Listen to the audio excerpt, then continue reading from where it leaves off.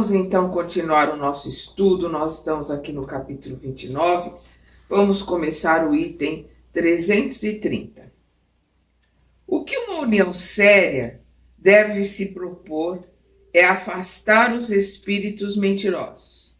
Estaria em erro se acreditasse ao abrigo, se acreditasse que estaria imune pelo seu objetivo e pela qualidade dos seus médiuns. A isso não chegará senão quando estiver ela mesma nas condições favoráveis, Quando ela, a reunião, estiver, porque é um grupo, é sempre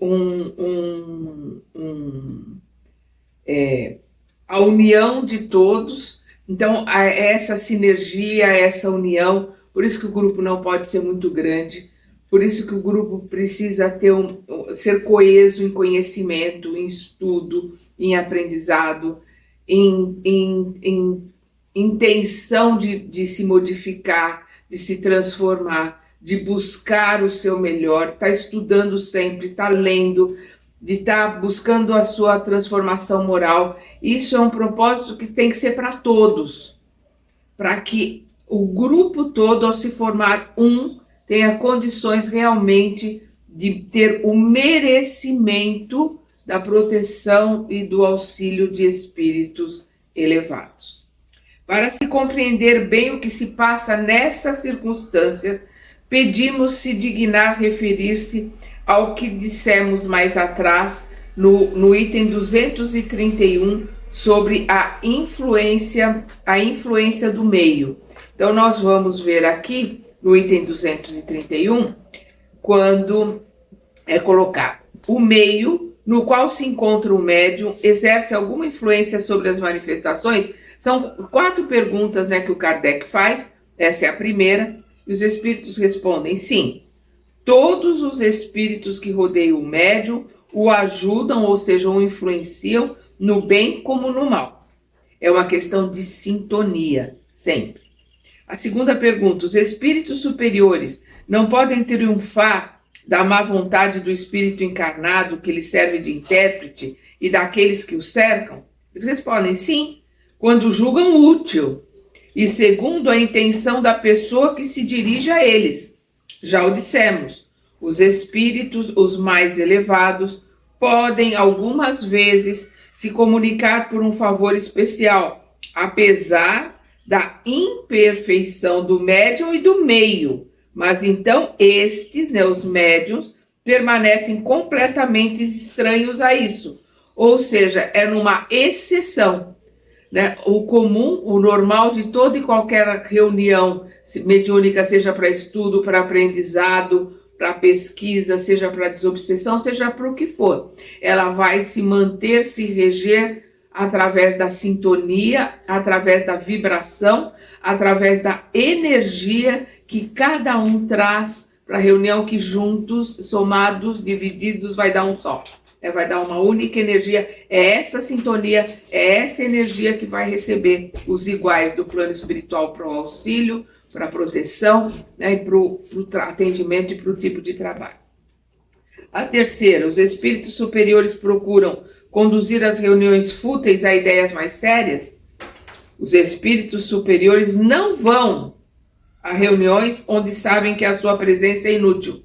Se é uma reunião fútil, se as pessoas que estão ali não têm comprometimento, os espíritos superiores não vão. E isso nós precisamos entender. Por isso que nós temos que nos esforçar o máximo para termos o merecimento da presença deles. Nos meios pouco instruídos, mas onde há sinceridade, propósito, comprometimento, vamos voluntariamente, que é o Espírito falando, Vamos voluntariamente, mesmo quando aí não encontrássemos senão instrumentos medíocres. Mas nos meios instruídos, onde a ironia domina, não vamos. Ali, nesses meios instruídos, é preciso falar aos olhos e aos ouvidos. É o papel dos espíritos batedores e zombeteiros. Quem fala é aos olhos e aos ouvidos, aqueles que vão dar manifestações, que vão fazer show, que vão ali se apresentar, são os espíritos zombeteiros que se dão esse trabalho. São eles que realizam esse trabalho. É bom que as pessoas que se gabam de sua ciência sejam humilhadas pelos espíritos menos sábios e menos avançados. A quarta. O acesso às reuniões sérias está interditado aos espíritos inferiores? Não. Isso precisa se entender, não. Algumas vezes aí ficam a fim de aproveitarem os ensinamentos que vos são dados, mas se calam como estouvados em assembleia de sábios. É proibido a eles penetrarem numa reunião séria? Não. Eles ficam quietos pela qualidade moral, pela autoridade moral dos trabalhadores que estão ali e que estão se cercando de espíritos mais elevados por mérito. Então, eles se calam, estão ali para aprender. A gente precisa entender que cada um conforme as suas obras. Nós vamos receber aquilo que merecemos. Estaremos em sintonia com aqueles que estão em sintonia conosco, que estão no mesmo plano vibracional.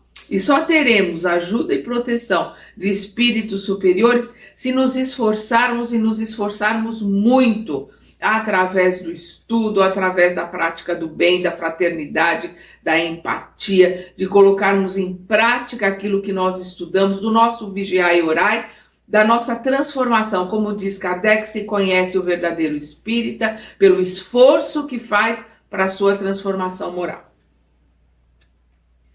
Então aqui, para compreender bem o que se passa nessa circunstância, pedimos se dignar referir-se ao que dissemos mais atrás, no item 231, sobre a influência do meio. Acabamos de rever. É preciso imaginar cada indivíduo como cercado de certo número de companheiros invisíveis que se identificam com seu caráter, seus gostos e suas tendências. Isso se chama sintonia. Pois toda pessoa que entra em uma reunião conduz consigo espíritos que lhe são simpáticos. Todos nós trazemos por sintonia aqueles com quem temos afinidade e vamos levá-los para a reunião.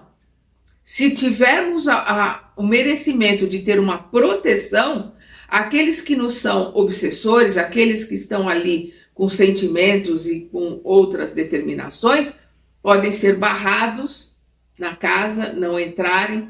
Podem, ao entrarem, serem abraçados, serem assistidos, para ali ficarem para receber ajuda. Vai depender do nosso merecimento, vai depender do quanto nós estamos nos esforçando e quanto de merecimento nós temos para sermos auxiliados. Essa é uma questão sempre, sintonia, merecimento. Pois toda pessoa que entra em uma reunião conduz consigo espíritos que lhe são simpáticos. Segundo o seu número e sua natureza, esses acólitos, né? Acólitos é comparsas, né? Esses comparsas, né? Por sintonia ali, né? São os nossos companheiros de pensamento, de sentimento, companheiros de outras vidas, companheiros dessa vida por afinidade, sejam encarnados ou desencarnados, né? Nós atraímos por simpatia, por sintonia mesmo, né? Então, seu número e sua natureza, perdão, esses comparsas podem exercer sobre a assembleia, sobre a reunião e sobre as comunicações uma influência boa ou má. Vai depender da energia deles. E a energia deles está em sintonia com a energia do encarnado que está ali trabalhando. Uma reunião perfeita seria aquela na qual todos os membros, animados por um igual amor ao bem, não conduzissem com eles, senão bons espíritos. Aí a reunião perfeita. Nós temos isso aqui na Terra? Não. Porque aqui nós somos da terceira ordem. Vamos lembrar, né? Os itens de 100 a 113 do Livro dos Espíritos. Nós somos da terceira ordem. Nós estamos ainda no segundo degrau de estudo, de aprendizado, que é o planeta de provas e expiações. Nós temos uma trajetória muito grande ainda pela frente para podermos ser bons. Nós não somos bons. Nós somos extremamente imperfeitos. Estamos, sim, lutando para aprender, lutando para nos instruirmos, para para adquirirmos o máximo de conhecimento possível, trabalhando para a nossa reforma íntima, trabalhando pela nossa modificação. E é isso que nos dá merecimento para recebermos auxílio. Mas nós somos extremamente imperfeitos. Na ausência da perfeição, a melhor será aquela onde o bem se impuser. A melhor reunião, né? Será aquela onde o bem se impuser sobre o mal. Isso é muito lógico para que seja necessário insistir. Isso é muito lógico para que se continue aqui com qualquer explicação. É óbvio, né? Uma reunião é um ser coletivo, que a gente fala o tempo todo. Todos que estão ali, né, junta a energia, se divide pelo número de participantes e dá um. Essa energia, esse um ali é que vai formatar toda a assistência, a proteção que todos terão ali, porque é um ser coletivo, é uma entidade, uma unidade. Uma reunião é um ser coletivo, cujas qualidades e propriedades são as resultantes de todas as dos seus membros e formam como um feixe. Ora, esse feixe terá tanto mais força quanto for mais homogêneo, né? Terá mais força quanto mais homogêneo for, né? A hora que se juntar e essa união crescer, porque a hora que se junta um ou outro tem mais comprometimento, os outros não têm, vai na somatória e na divisão, vai trazer o grupo para baixo. Aqueles que não estão ali. Quando é homogêneo, junta tudo, vira um feixe enorme, né? A união faz a força, quando são de iguais. Se compreende bem o que foi dito, e aqui ele pede para rever o item 282 na pergunta número 5. E aqui no item 282 é perguntas sobre as evocações, é no capítulo 25. E a pergunta número 5 é: como os espíritos dispersos no espaço ou nos diferentes mundos podem ouvir de todos os pontos do universo as evocações, né, as chamadas, né, que lhes são feitas? Eles respondem: frequentemente são prevenidos pelos espíritos familiares que vos cercam e vão procurá-los. Ou seja, quando nós pensamos, né, que vamos pedir ajuda ou que vamos trabalhar com determinado espírito, o nosso grupo familiar, né, nossa família, é a nossa família espiritual que vem conosco ao longo dos milênios, não é a família consanguínea, não pode se enganar com isso. É a nossa família espiritual que nos dá uma assistência.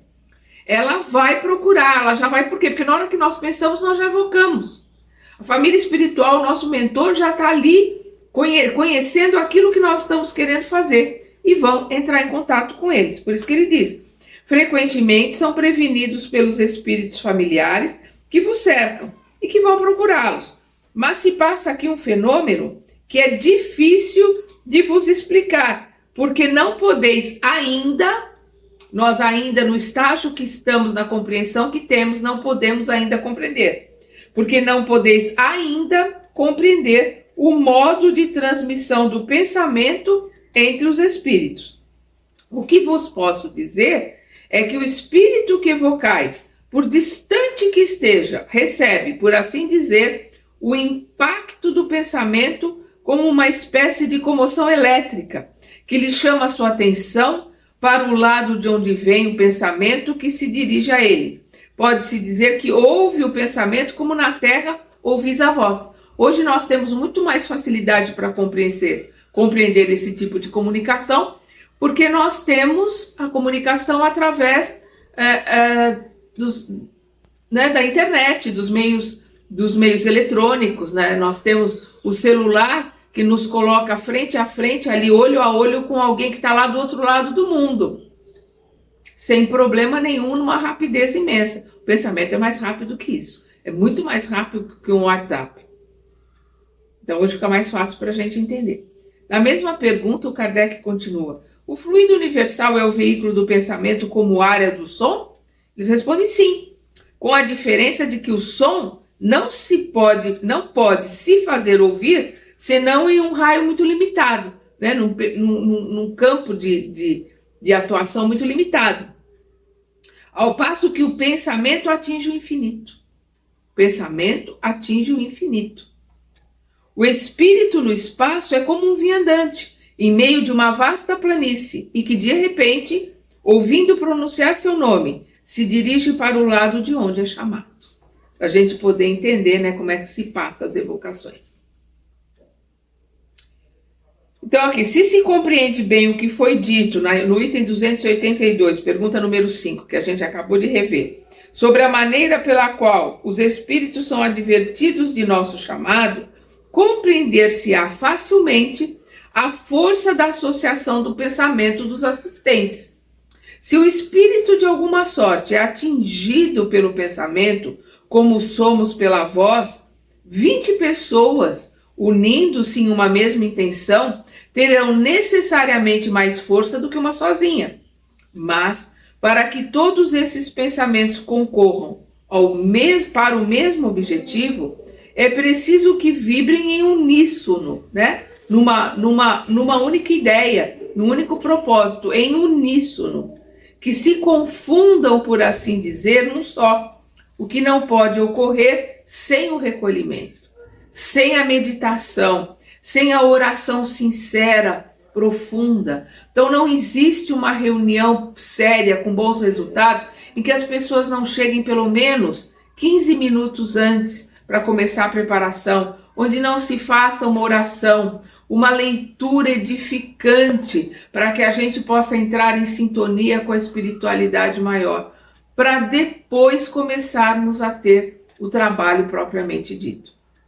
Por outro lado, o espírito chegando a um meio completamente simpático, ele fica mais à vontade, né? Afins com afins. Quando a gente se reúne com amigos com quem a gente tem afinidade, que é a questão da sintonia, a gente conversa, a gente se sente à vontade, a gente está na casa de um, está na casa de outro, se sente em casa, conversa flui, a gente não sente nem o tempo passar. É a afinidade, é o que ele está colocando aqui. Por outro lado, o espírito chegando a um meio completamente simpático, nele fica mais à vontade. Só que é para o bem ou para o mal, gente. Não encontrando aí senão amigos, vem com mais boa vontade e mais disposto a responder. Quem tem vamos lembrar que na época do Kardec, todas as reuniões mediúnicas eram para estudo, para pesquisa, para aprendizado. Não existiam reuniões de socorro, né, reuniões de desobsessão, que é um trabalho de pronto-socorro, né, um trabalho de assistência, de enfermaria mesmo. Os médiuns que estão ali são enfermeiros, socorrendo os irmãos necessitados. Não existia esse tipo de trabalho, porque ele estava numa pesquisa, estava numa busca para colocar para nós o que nós temos aqui. Nós estamos estudando um livro que ele trouxe para nós, com as respostas que ele buscava junto aos espíritos pela pesquisa que ele fazia. Então era um trabalho de estudo, de pesquisa, de evocações, né? Ali era o espírito de Luís, né, que é chamado da Igreja Católica de São Luís, o Kardec respeitosamente o coloca como São Luís.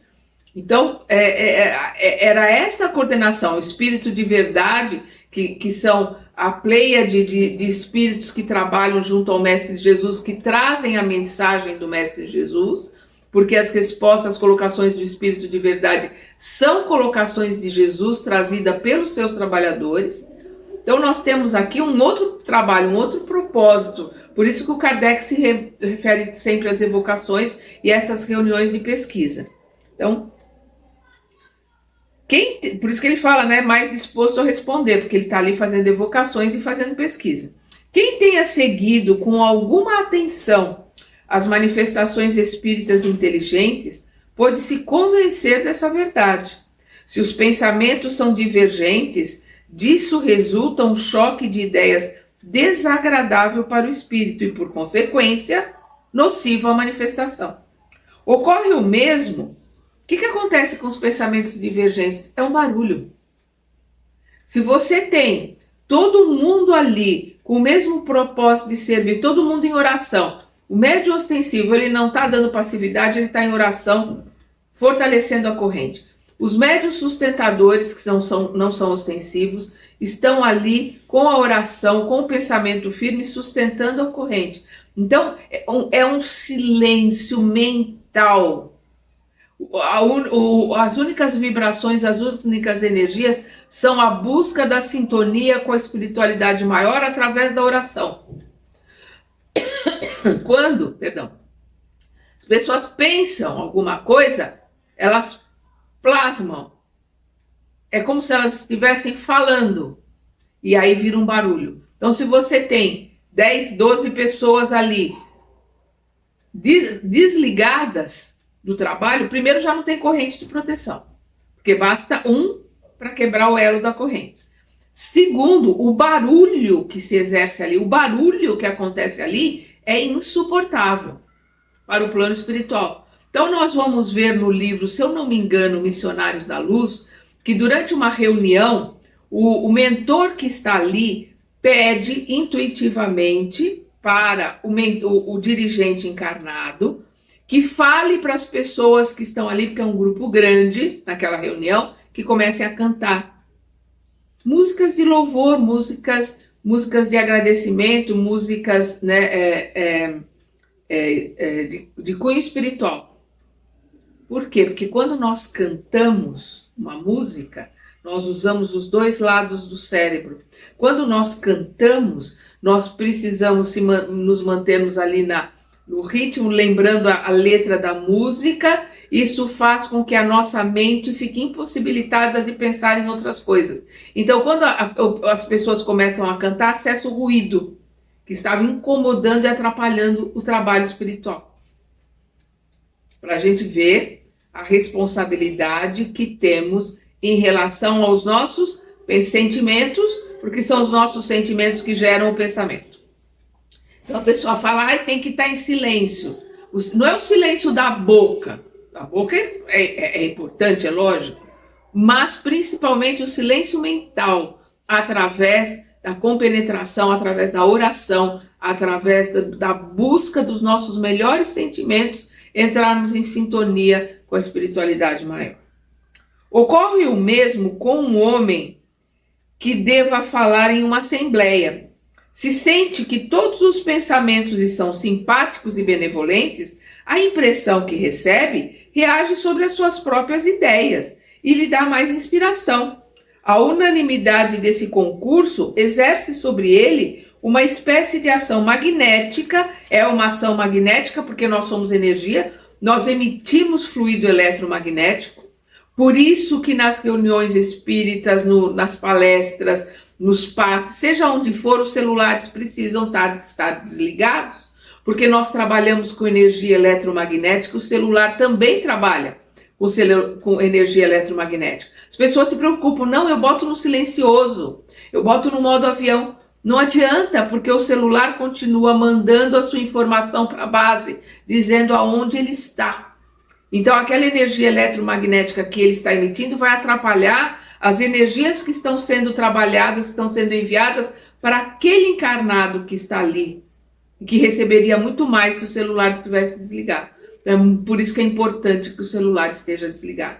Não é uma frescura e nem é uma questão de silêncio.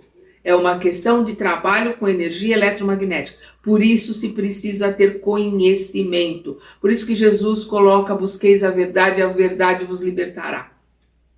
Então, voltando aqui. Se sente que todos os pensamentos lhe são simpáticos e benevolentes, a impressão que recebe reage sobre as suas próprias ideias e lhe dá mais inspiração. A unanimidade desse concurso exerce sobre ele uma espécie de ação magnética que decuplica seus meios, os seus recursos, ao passo que a indiferença e a hostilidade o perturba e o paralisa. É assim que os atores são eletrizados pelos aplausos. Ora, os espíritos bem mais impressionáveis do que os humanos devem sentir bem mais ainda a influência do meio. Porque quando nós estamos fora da carne, fora dessa vestimenta, ou porque estamos em emancipação da alma, em desdobramento, ou porque estamos desencarnados, a nossa suscetibilidade, nossa capacidade, a nossa sensibilidade é muito maior. Toda reunião espírita deve, pois, tender à maior homogeneidade possível. Fique bem entendido que falamos daquelas que querem alcançar resultados sérios e verdadeiramente úteis. Os espíritos estão dizendo aqui, fica bem entendido que eles, os espíritos, estão falando sobre aqueles que querem reuniões sérias, que querem ter resultados úteis. Se quer simplesmente obter comunicações, porque você pode obter uma comunicação de um espírito zombeteiro, de um espírito denso, de um espírito ali que saiba muito menos até do que você. Você só quer comunicação, vai ter. É o que eles estão colocando aqui. Se quer simplesmente obter comunicações mesmo assim, sem se inquietar, né, sem se perturbar com a qualidade daqueles que as dão, não está se importando quem está dando a comunicação, só quer a comunicação, é evidente que todas essas precauções não são necessárias. Essas precauções são necessárias para quem quer um trabalho sério e útil. Quem quer de qualquer jeito não precisa se preocupar com isso. Mas, aqui vem a advertência, então, não se deve queixar da qualidade do produto. Então, se você quer de qualquer jeito, vai receber espíritos que trabalham de qualquer jeito, mensagens que não têm o menor comprometimento com a verdade, e depois não se queixa. Não pode se queixar, afins atraem afins. O recolhimento e a comunhão de pensamentos, sendo as condições essenciais de toda reunião séria, compreende-se que o maior número de assistentes deve ser uma das causas as mais contrárias à homogeneidade. Então, se a gente precisa de um grande recolhimento, né, de pensamento, de busca de modificação, de busca de transformação, de estudo, de aprendizado, comunhão de pensamento, sintonia, todo mundo ali está mais ou menos no mesmo objetivo, na mesma condição de conhecimentos, né, na mesma sintonia. Quanto maior for o grupo, mais difícil vai ser essa homogeneidade. Por isso que os grupos têm que ser pequenos. E nós vamos ver André Luiz no livro Desobsessão, psicografado pelo Chico, acho que é pelo Chico e pelo Valdo, se eu não me engano. Ele vai colocar que o número máximo de uma reunião de desobsessão deve ser de 12 pessoas, 4 médiuns ostensivos e 8 sustentadores. Nós vamos ver o Emmanuel no Seara dos Médiuns também colocando que tem que ser um número pequeno de trabalhadores, porque senão fica muito difícil conseguir essa homogeneidade. E a gente vê que os espíritos já estão aconselhando isso em 1861, que é quando esse livro foi escrito, o Livro dos Médiuns. O que está sendo colocado aqui não é a opinião do Kardec, mas a instrução que os espíritos estão dando ao Kardec. Então, o recolhimento e a comunhão de pensamentos, sendo as condições essenciais de toda reunião séria, compreende-se que o maior número de assistentes deve ser uma das causas as mais contrárias à homogeneidade. Não há certamente nenhum limite absoluto a esse número, e se concebe que 100 pessoas suficientemente recolhidas e atentas estarão em condições melhores do que 10 que estiverem distraídas e barulhentas. Mas é evidente também que quanto maior é o número, essas condições são difíceis de serem preenchidas. Quanto maior é o número, é muito mais difícil a sintonia, a homogeneidade, a manutenção da corrente, por aí vai. Aliás, é um fato provado pela experiência que os pequenos círculos íntimos são sempre mais favoráveis às belas comunicações, e isso pelos motivos que desenvolvemos. Então, quanto menor for o grupo, né, quanto mais íntimo, quanto mais homogêneo, quanto mais sinergia e sintonia houver no grupo, mais útil, mais resultados vamos ter do trabalho realizado. Há ainda um outro ponto que não é menos necessário. Há ainda um outro ponto que não é menos necessário. 2 pontos. A regularidade das reuniões.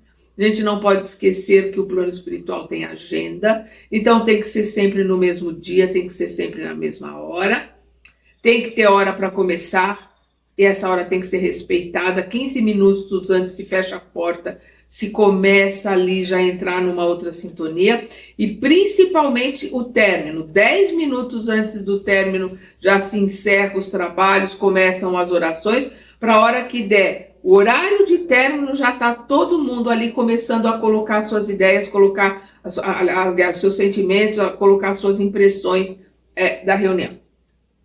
Então, há ainda um outro ponto que não é menos necessário: a regularidade das reuniões. Em todas, há sempre espíritos que se poderia chamar de habituais, e não entendemos por isso esses espíritos que se acham por toda parte e se misturam com tudo. Aqueles são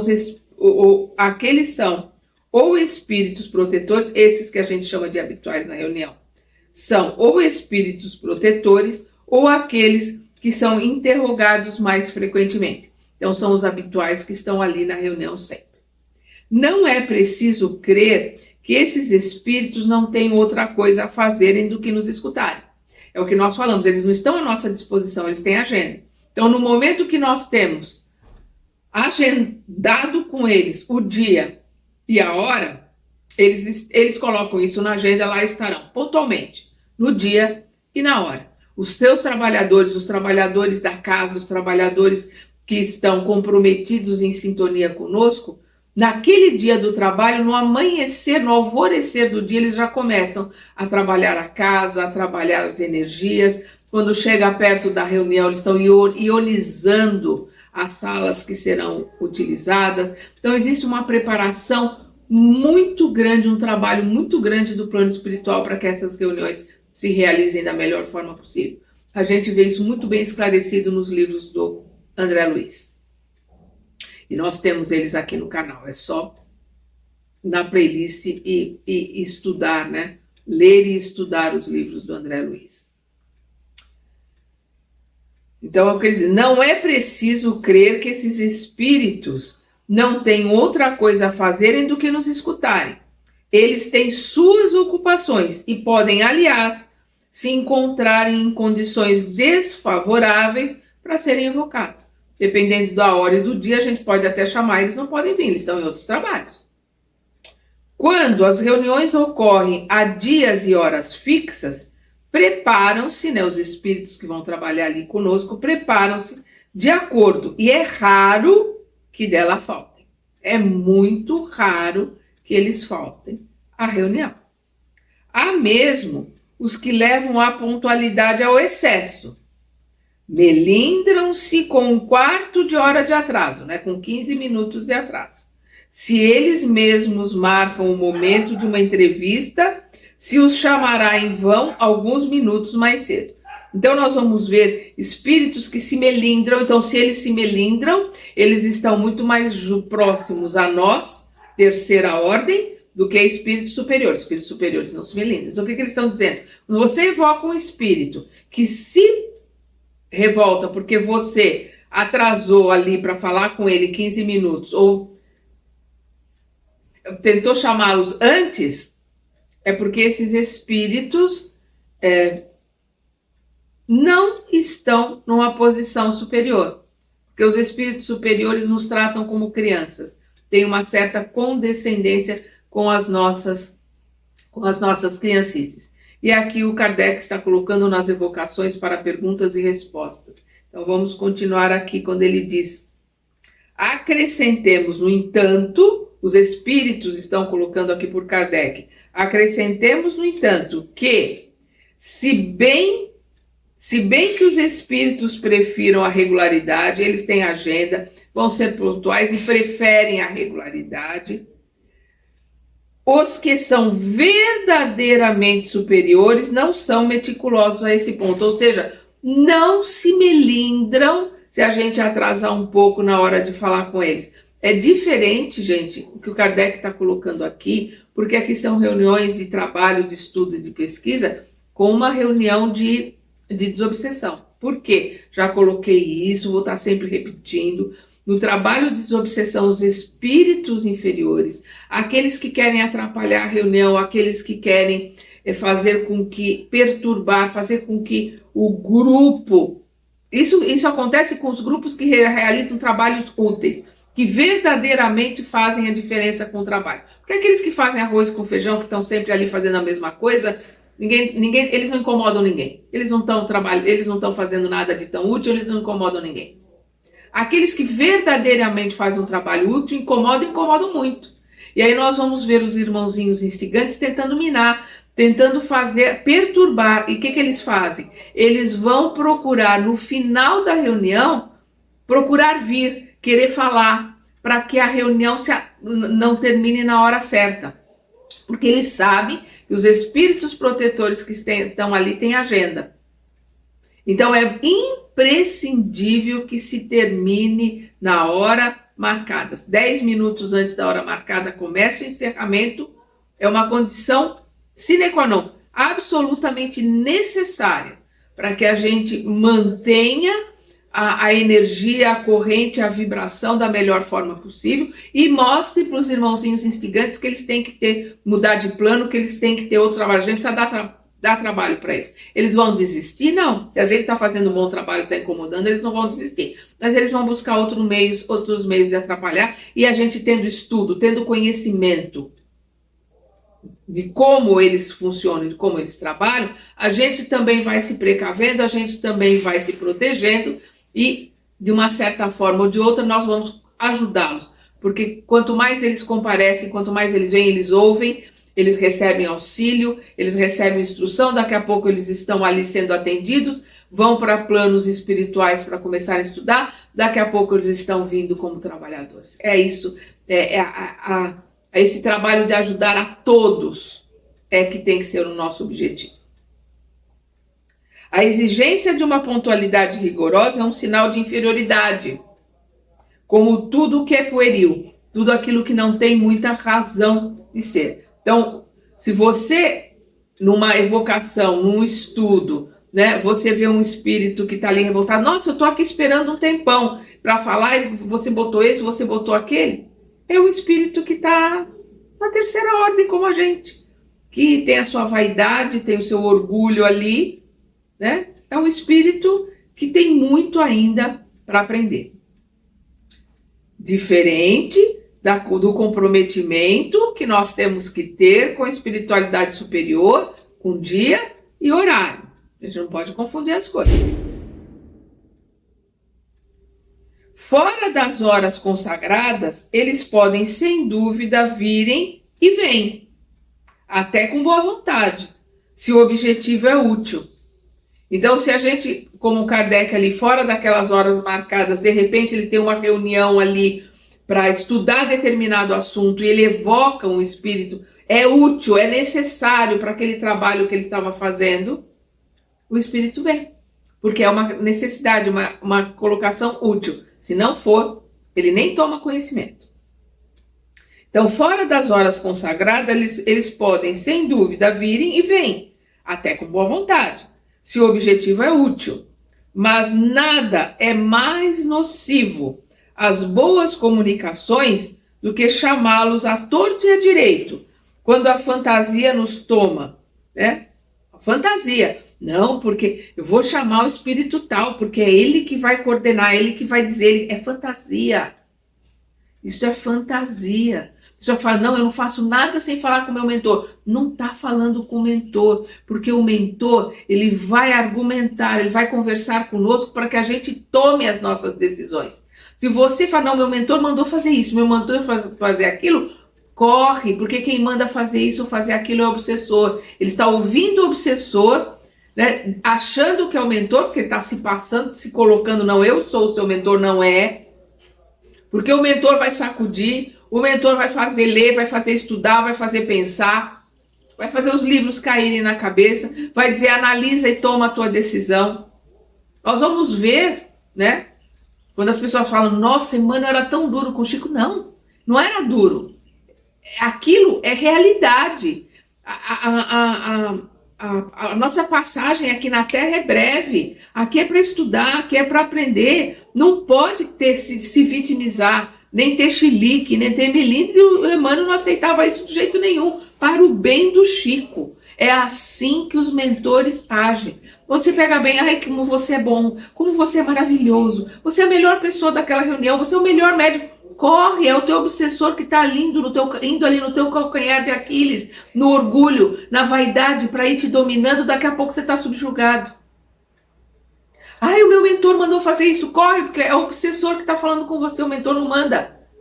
O máximo que ele faz é argumentar com você, trocar uma ideia, para que você depois faça a sua análise e tome as suas decisões. Então, fora das horas consagradas, eles podem, sem dúvida, vir e vêm, até com boa vontade, se o objetivo é útil, mas nada é mais nocivo às boas comunicações do que chamá-los à torta e à direito, quando a fantasia nos toma, e, sobretudo, sem motivo sério. Como não estão obrigados a se submeterem aos nossos caprichos, poderiam não se incomodar, ou seja, não atender. E é então, sobretudo, que os outros podem tomar o seu lugar e seu nome. Então, eles não tem pelo quê, não tem necessidade, não é um trabalho útil, não é uma coisa séria, tem mais o que fazer, ele tem a vida dele para estudar, para aprender. Quando nós falamos, o nosso mentor está sempre do nosso lado, ele está do nosso lado mentalmente. Não fique você achando que você tem um espírito o tempo todo ali que nem um mordomo. Sim, senhor, o que o senhor quer? O que o senhor deseja? Isso não existe. O que nós temos conosco, o nosso mentor, é mentalmente. Ele está cuidando da vida dele, ele está trabalhando. É um espírito um pouco superior a nós, mas em sintonia conosco. Um espírito que tem uma trajetória conosco, normalmente se inverte. Ele é nosso mentor hoje, talvez mais para frente nós seremos o mentor dele. E ele está sob a tutela de um espírito superior que coordena vários mentores. Então ele está ali trabalhando conosco, se é um espírito que já tem mais conhecimento, um espírito até um pouco mais evoluído, é do grupo familiar, ele pode estar comigo, pode estar com o João, que eu mal às vezes tenho amizade, mas faz parte da minha família espiritual, eu conheço ele do trabalho, gosto muito, tenho afinidade, mas a gente se vê de vez em quando, mas é da minha família espiritual, por isso que eu gosto, por isso que eu tenho certa afinidade. O meu mentor é mentor dele, é meu mentor. Às vezes eu tenho um mentor que está muito mais ligado a mim, por várias conotações, mas também muito próximo, né? Ele está ali dando força, a hora que eu caio ele está ali, levanta em oração, se fortalece, mandando energia. Ele não vai me pegar, ele não vai me levantar, ele não vai me carregar no colo. Isso é ilusão. Isso é, como ele coloca aqui, fantasia. É muito bonito na fantasia, porque o mentor está carregando no colo. Isso não existe. Nós estamos aqui para aprender, tropeçar e cair, levantar segundo o nosso entendimento, segundo a nossa vontade. Nós estamos para aprender. O nosso mentor está ali nos dando força. Na hora que a gente faz uma oração, Senhor, me dá força para passar por esse aprendizado, para passar por essa prova difícil, para passar por essa provação. Senhor, me dá força para passar por essa doença com resignação, com entendimento. Eles estão ali nos dando energia, nos dando força para que a gente possa passar pela situação, para que a gente possa aprender. Carregar no colo? Não. Ir fazer as coisas por nós? Nunca, jamais. Dizer o que nós devemos fazer em tempo nenhum. Quem faz isso é o obsessor. Então nós vamos tomar muito cuidado com as fantasias e com as ilusões que nós temos. Nós aqui estamos na questão 300, no item, né, não é questão, no item 333, nós terminamos aqui, né, esse item que nós estávamos estudando, que é um item longo, né, das reuniões em geral. E no nosso próximo estudo, nós vamos começar das sociedades propriamente ditas. Até lá.